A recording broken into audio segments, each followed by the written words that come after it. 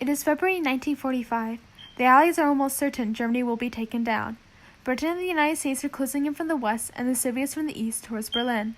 The Big Three meet in Crimea, Russia, to discuss what they will do after the war, how to divide up Germany, how to end the war with Japan, and the concerns that each nation had for post-war peace. First, we must talk about the issue of Germany after the war. What should become of it?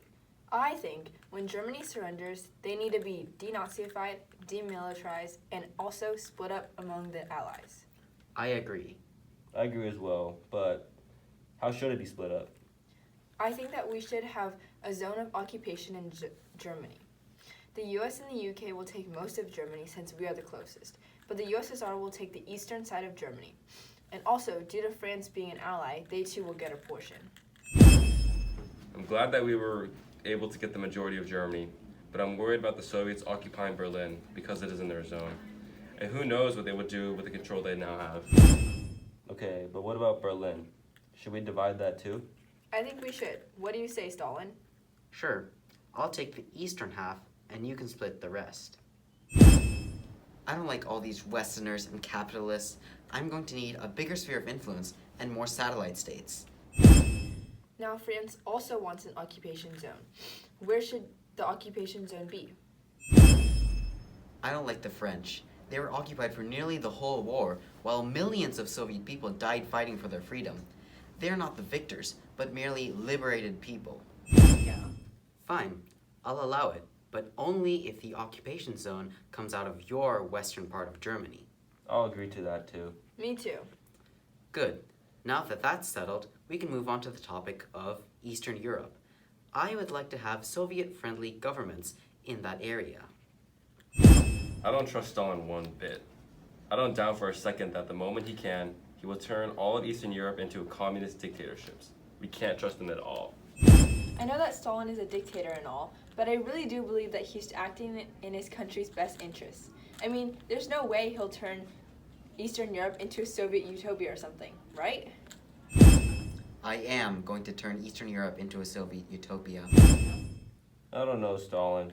I have a feeling that the Eastern Europeans won't be free if that happens. What? Ha ha ha. I'd never do something like that. You know me. I'm a nice guy. We are allies. You can trust me. Okay, if you promise to allow free elections in Romania, Bulgaria, and Poland, we'll allow you to make sure that those countries are part of the USSR. Alright, fine. Thank you, comrades. Now about the UN. Stalin, will you agree to join? I really need him to join this because the Soviets are such a large world power, and without their cooperation in the UN, it won't be effective. I'd be happy to, but I'm concerned that I will be outnumbered. I don't trust the capitalists. I know that they don't like me or trust me. I need some guarantees that I won't be outvoted at every turn. Of course, we'll make sure that every person in the Security Council, meaning us, you, France, and China, will each get a veto vote. Good. Now I can safely join the UN. Now, about Japan. Will you join the war and help us defeat them? Okay. Now, I know that we have the atomic bomb in development right now, but should it fail in the end? I want to have a guarantee that we'll be indeed able to defeat Japan, and for that we need Stalin's military support. Maybe. I'll need some things to be guaranteed to me before I agree to that. First of all, I want former Russian territories like southern Sakhalin Island and the Kuril Islands returned back to us.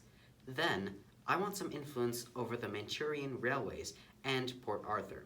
Finally, I want recognition of Mongolia's independence from China. You seem to be asking a lot from us. Well, I think it's deserved since we fought the Germans almost alone for 3 years. Almost. Did you forget Lend-Lease or Italy, Stalin? Okay, you two. Stop arguing.